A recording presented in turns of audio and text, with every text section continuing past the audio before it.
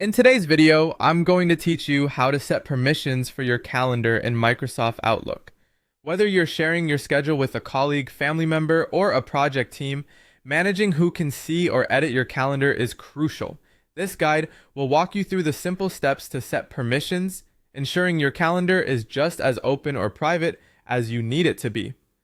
To begin, open your web browser and navigate to Outlook. You can easily access it directly by typing Outlook's URL or searching for it in your preferred search engine. Once you're there, you'll land on the Outlook dashboard, which might display your emails by default. Next, look to the left side of the screen. You'll see a side menu featuring different icons. Find the one that resembles a calendar and click on it. This action will take you to the calendar section, where you can view all your scheduled events and appointments. Now that you're in the calendar view, focus your attention on the calendar list. Look for the specific calendar you wish to share. This is especially important if you have multiple calendars to manage, as each can have different sharing settings.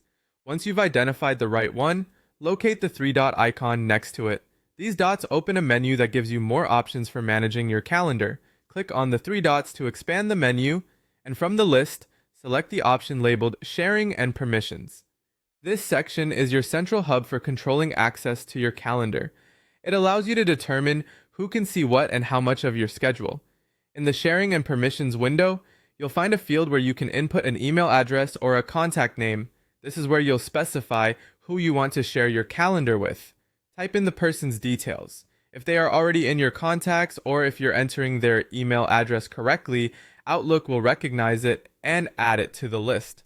After adding the email address or contact name, it's time to decide on the level of access you wish to grant. You'll have a couple of options here. You can allow them to view all details, which means they can see everything you've scheduled, or you can give them permission to edit.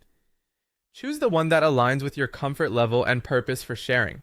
Once you've selected the desired permissions, the final step is to click on the Share button to confirm your choices. This action sends an invitation to the specified person, allowing them access to your calendar with the permissions you have set.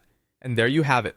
By following these simple steps, you've successfully set up permissions for your calendar in Outlook. Now you can share your schedule with ease, knowing that your calendar's privacy is intact. Thank you for watching, and if you found this guide helpful, feel free to leave a comment below.